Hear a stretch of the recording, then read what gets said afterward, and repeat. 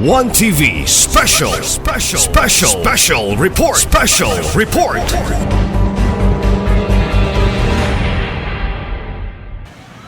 Welcome to Ozamis City! Maayong Fiesta, Ozamis!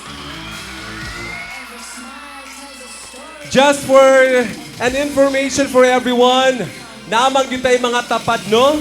Naging tayo mga tapad, pwede ba nato iingon ni sa ato ang mga tapad? Kitang tanan, iingon nato atong tapad. 78 years old na ang Ozamis.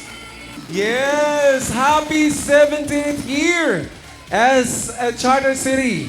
Ladies and gentlemen, we are celebrating the 70th charter anniversary of Ozamis City. And for the Catholics and for the pilgrims and the devotees, we are also celebrating the feast of Mahal na Birhen sa Kuta. Magpalakpakan tayong lahat. Wala ba tayong palakpakan at napakalakas na hiyawon? Yes! Ang atuang kusog atong ipadangat nga diri sa atong dakbayan, City of Ozamis, mabulokon gyud kay kita nagapuyo sa 5 M's pod nga mantra sa Misamis Occidental nga ang mga Misamis noon magpuyong, malinawon, malambuon og malipayon. Asenso Misamis Occidental, Asenso Segundo Distrito, Asenso Ozamis, Kanunay Asenso Ozamis. And now, to give us the opening remarks, ladies and gentlemen, a round of applause to our City Vice Mayor, Honorable Simplicia Baby Oneri. Maayong hapon kanatong tanan. Maayong pag-abot ug maayong fiesta sa atong Birhen sa Kuta. Ang Nuestra Señora de la Inmaculada Concepcion e del Triunfo de la Cruz de Migpangi. Karon gisaulog nato ang ika-70th City Charter Anniversary sa siyudad sa Ozamis. Palakpakan nato ang grasya sa Ginoo nga gihatag niya kanato. Uban sa atong 3 pillars of Misamis Occidental. The Honorable Governor Henry Suwaminal. Palakpakan to. Our Congressman Sancho Ando Waminal of the 2nd District of Misamis Occidental. Honorable Henry Inde Waminal, ang party-list representative. Of course, ang atong kinakusgan nga mahan dinhi sa siyudad sa Ozamis, the Honorable Sam Norman Fuentes, palakpakan nato. Uban, kanato karon sa pagtimbayagan ninyo, ang akong mga kauban sa sangguniang panglungsod. The Honorable Majority Floor Leader, Attorney Mars Tapayan, Assistant Majority Floor Leader, Attorney Daniel Lau, ang atong Majority Floor Leader, Dinky Suizo, Honorable Lorly Fuentes Sepres, Honorable Catherine Lim, Honorable Saulo Salvador, Honorable John Phil Duhay Longsod, Honorable Junjun Sakin, Honorable Sancho Waminal, Honorable Cecil Ko, ang atong committee chair nini kalihukan karon. Palakpakan nato, Bill.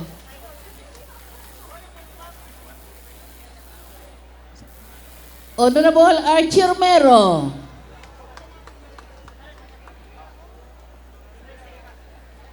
Sa akong Honorable Catherine Katkat Lim. Mga kaigsuunan, mainiton kaming mitimbayakan ninyo. Uban usab sa ato mga pangulo sa nakalain-laing barangay, the 51 barangay, nga nakighilambigit, mainitong nakighilambigit o misuporta sa atong kalihukan karon. Sapagkat tinuod lang, kung wala ang suporta sa atong nakalalaing opisyali sa barangay, way pirangat Ozamis Festival nga mahitabo. Palakpakan nato ang kahago, no? Ang pagpaambi sa talento sa atong mga barangay officials. Of course, uban sa Department of Education nga sa kanunay nagapaluyo kanina during their practices. Palakpakan na to, Department of Education. Sir, ano man to si Sir?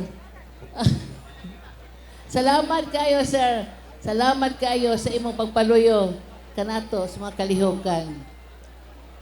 Anto usap nga itimbaya, mga kaigsunan ko, walay may tabo nga pirangat festival nga panag ibutang nato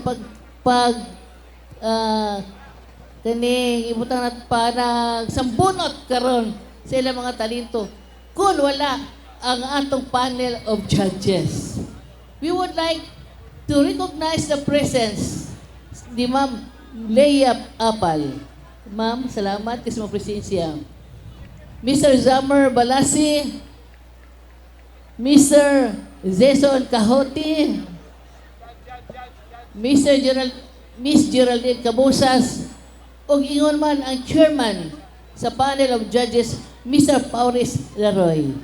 Sir, thank you so much for your sharing your talents and time. Salamat kaayo in behalf of Ozamis City. Mga kaigsunan, balikon ako.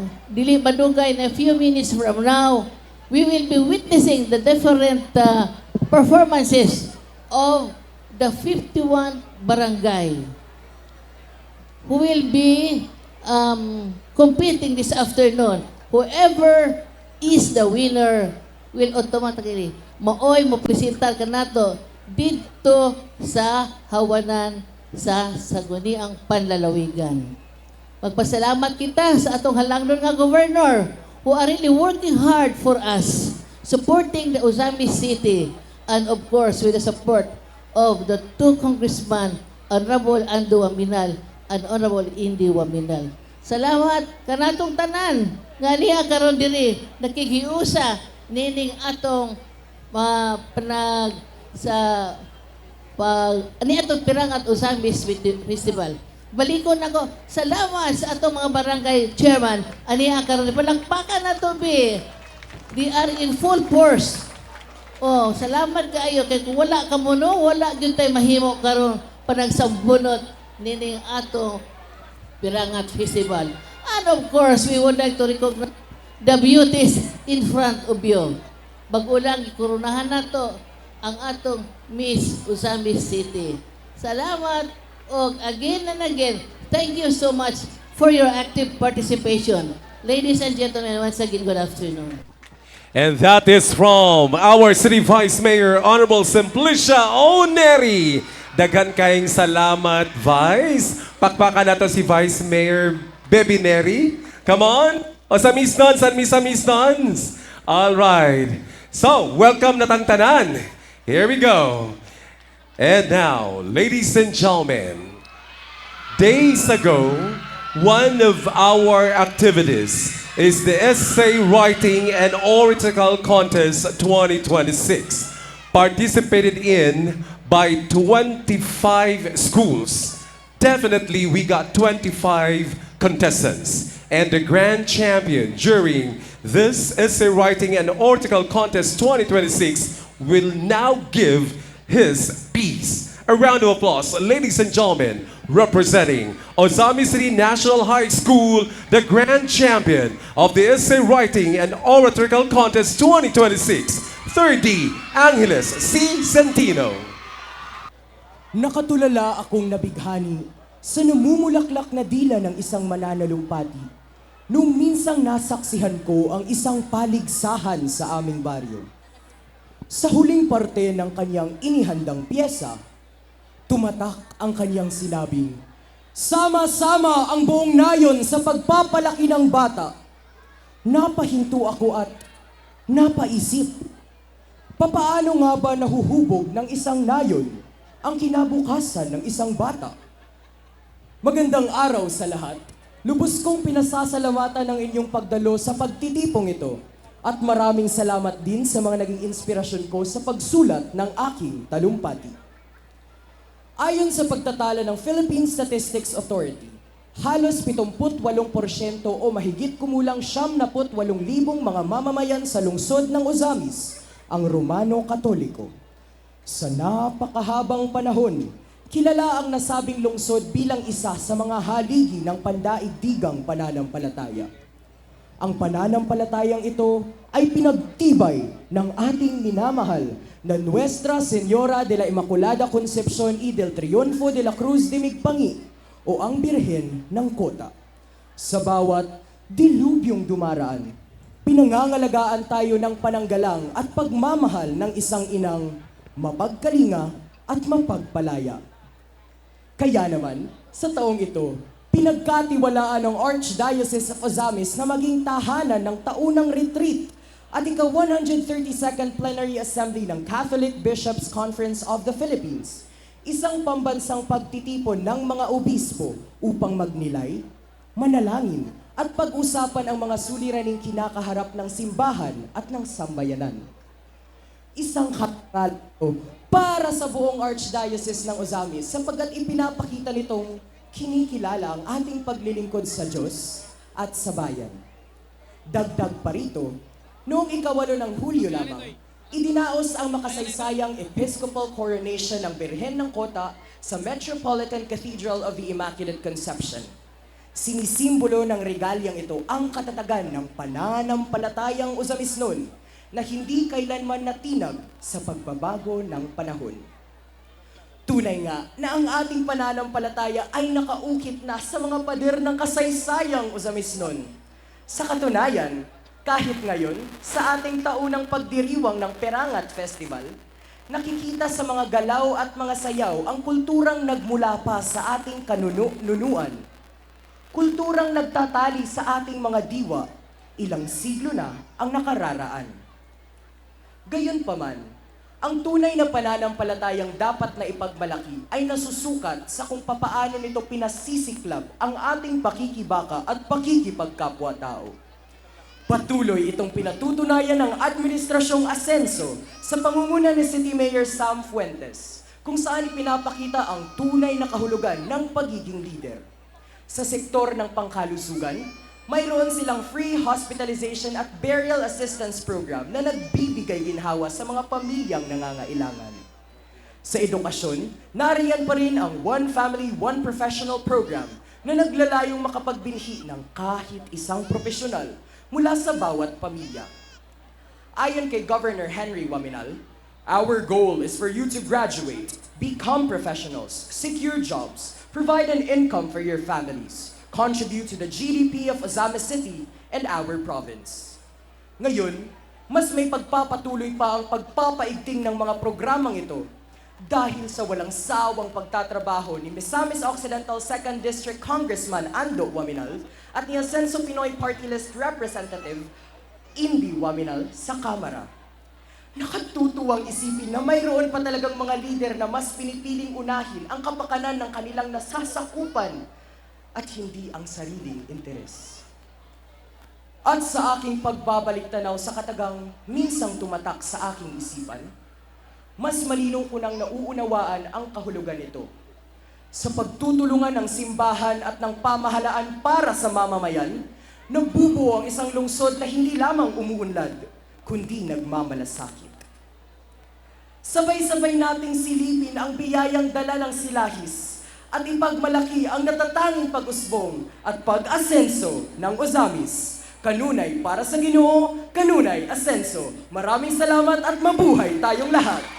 Ladies and gentlemen, the grand champion of the Essay Writing and Oratorical Contest 2026 from Ozamis National High School, 30 Angeles C. Centino. A round of applause. And now, the man behind Kanunay Asenso, City of Ozamis. Let's listen to the message of the City Mayor. Ladies and gentlemen, Honorable City Mayor Sam Norman Go Fuentes.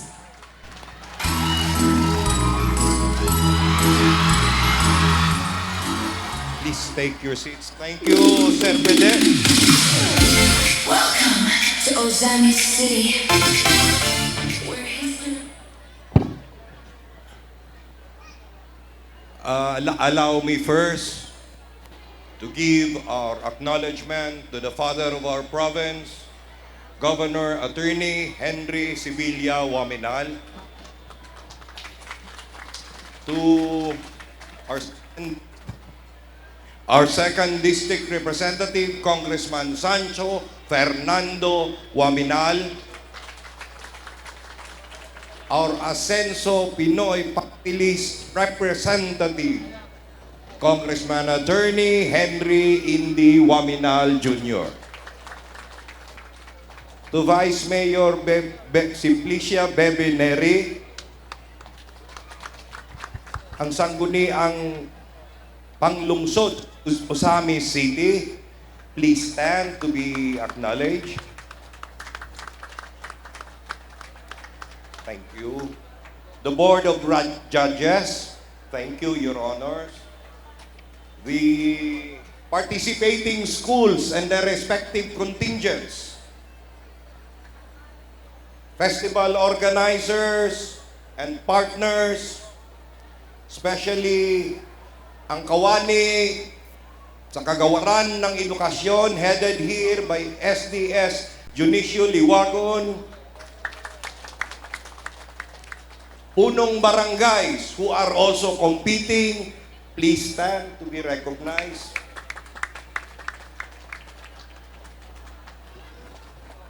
Fellow workers in government, both in the civilian and uniform sectors, mga igsuon kong usamisnon, usa ka maasensong hapon kanatong tanan. Dala na lang po pagtimbaya sa happy 78th anniversary sa atong dakbayan sa Ozamis o ang atong piyesta sa Birhen sa Kuta.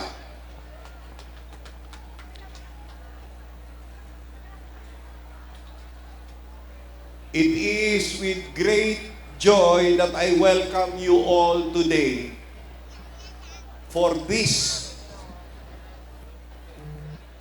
event, which is the apex of the highlights in our commemoration of our 78th City Charter Anniversary and our celebration of the feast of the Nuestra Señora de la Inmaculada Concepción y del Triunfo de la Cruz de Migpangi.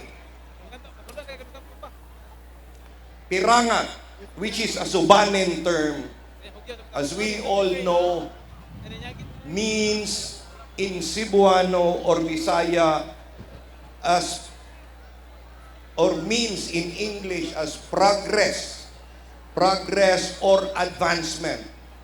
In Cebuano, it is synonymous with asenso, ang pag-asenso, which is also the battle cry of our city and the thrust and the drive of our province. A few hours ago, we witnessed the pulsating and vibrant colors and rhythmic movements of our performers during the parade. In a few minutes from now, we will be seeing in full their performance as they will be exhibiting it in our very front. But let us remember this. This is very important.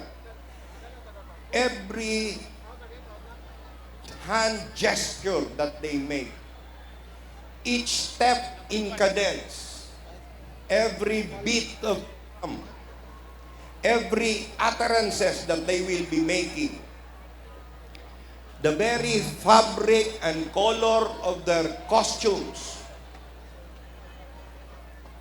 the adornments, jewelries, and other accessories, that this all is a retelling of their story. In other words, this is a living archive of the daily lives of the Subanen people, how they live how they cope up, how they respected their surroundings, their beliefs, how they respected nature, the very land where we now stand. Somehow beckoning us to heed the line from the American Indians and other indigenous people saying that we do not inherit the land from our ancestors. We hold it in trust for our children. Far beyond the spectacle of the dance, therefore,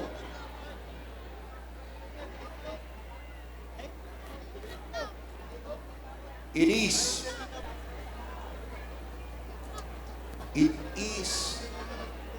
a celebration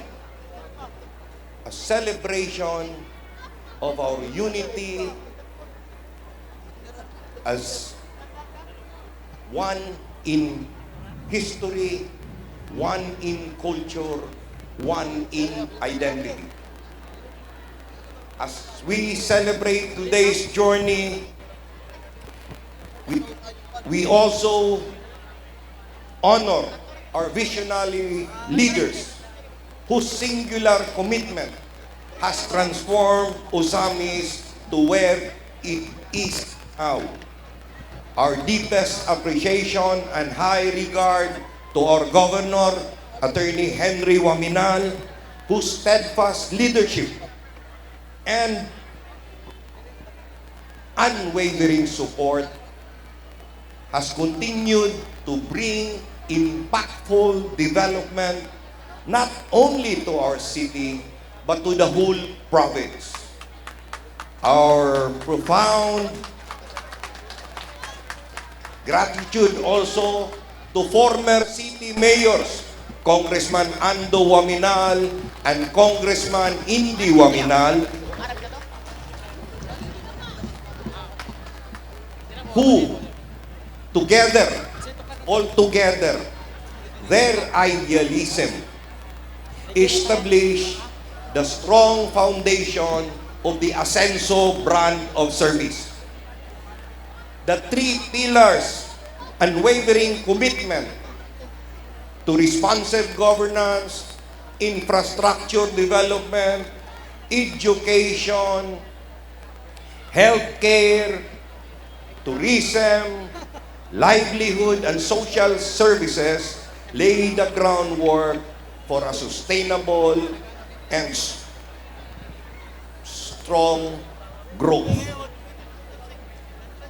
which I am proud to declare before you we have continued, thus ensuring that no one is left behind.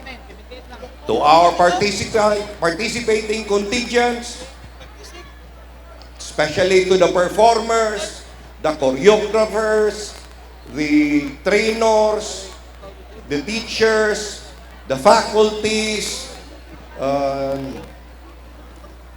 the parents, volunteers, and other supporters who had tirelessly worked behind the scenes, and without which this spectacular festivity or presentation would not be made possible. My sincerest gratitude. Your passion, your discipline, and the creativity you have poured in it has made this festival this afternoon possible and has transformed it to a showcase of excellence and, more importantly, a source of pride for us Ozamisnos. On behalf of the city government of Ozamis City, this representation with Vice Mayor Bebe Neri, the Sangguniang Panlungsod, the LGU of Ozamis City, my heartfelt congratulations to all of you, especially the participants. Let us continue to work together, empower the community, and promote inclusive development to ensure that the gains we have thus achieved will benefit generations to come. Most of all, let us embody the true spirit of Pirangat, always advancing, always rising, always striving for a brighter tomorrow. Together, let us continue to be rooted in faith, sustainable in our development, and kanunay asenso usamis. Mabuhay on Happy Fiesta! There you have it, friends, ladies and gentlemen. That was the substantial message of our beloved City Mayor, Honorable Sam Norman Go Fuentes. His message actually rooted on faith, and as he valued on how we can sustain progress para sa kanunay asenso Ozamis. Once again, pakpakan nato ang atong City Mayor, Honorable Sam Norman Go Fuentes.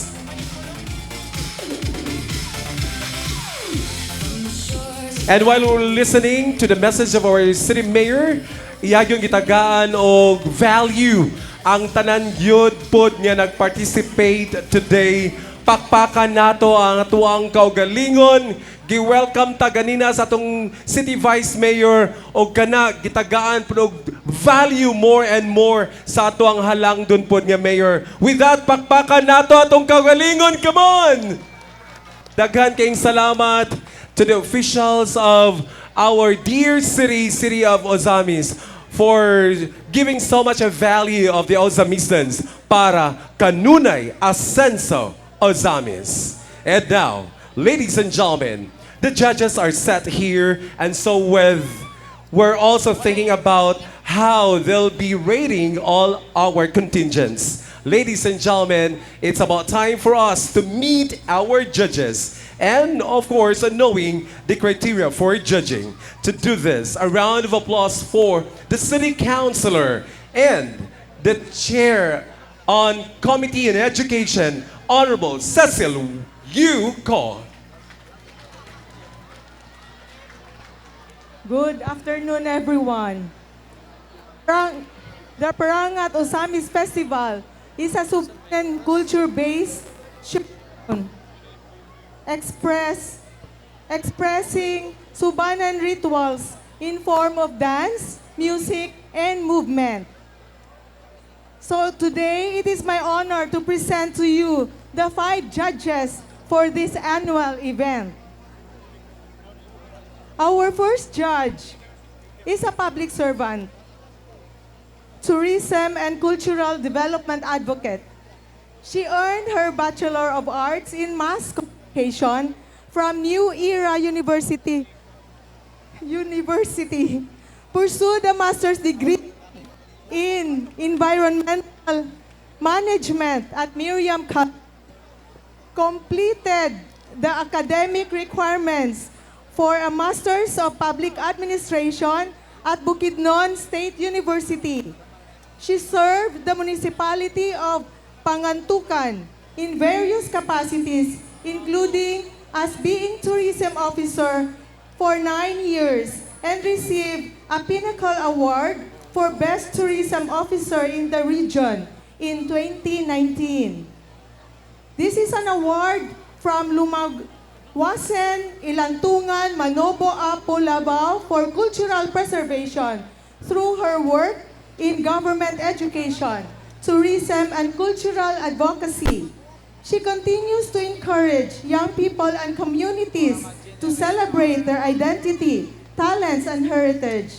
Ladies and gentlemen, representing the Department of Tourism Region 10, Regional Director Marie-Elaine Onchuan is the Supervising Tourism Officer, Operation Officer of the Department of Tourism Region 10. She is no other than Miss Leia M. Apal. Let's give her a round of applause. Our second judge is a cultural worker and artist who has spent the past years working closely with communities through dance, music, and storytelling. He is the current dance and musical director of the Cagayan Performing Arts and sits as a member of the National Committee on Dance under the National Commission of Culture and Arts. He is also part of the International Storyteller Forum and serves as a board member of the Philippine Folk Dance Society in Misamis Oriental, Cagayan de Oro chapter. His works revolves around research on indigenous dance and music, bringing this into performance spaces, workshops, and festivals across Mindanao and beyond. Recognized as Mine Awards honoree, he continues to create with humility and purpose, directing stages, mentoring artists, and championing stories that honor the cultural memory and living tradition of the people. He is no other than Mr. Zamir A. Balasi. Our next judge is the chairman of the panel of judges in today's showdown. He is a multidisciplinary artist and cultural worker from Opol, Misamis Oriental. He is a member of the Speakers Bureau of the National Commission for Culture and Arts on Dance, Theater, and Visual Arts, and a member of Koryo Mindanao Incorporated. He currently serves as the Artistic Director of Sonair Performing Arts and CEO of Sonair Stage, and as the Program Director of Apple Tree Resort and Hotel. A national finalist of the Live Entertainment and Festival Awards, also known as the LIF Awards, he committed in promoting Philippine culture through performance, education, and tourism. He continues to create platforms that showcase homegrown talent, community performing arts, heritage, and artistry of Mindanao. He is no other than Mr. Maurice B. Daroy. Our fourth judge earned his Bachelor of Science in Elementary Education, LaSalle University, Osamis City. Graduated Master of Arts in Education, major in Educational Administration at LaSalle University, Osamis City. Also a Doctor of Philosophy in the same university here in our city. He is the author and researcher of internationally published studies and literature. He is 2013 Most Outstanding Principal of Zamboanga del Sur.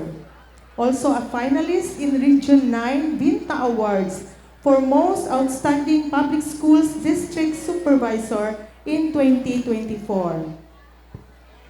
He is the Most Outstanding Public School District Supervisor and winner of Gantimpala Awards 2024 in Zamboanga del Sur.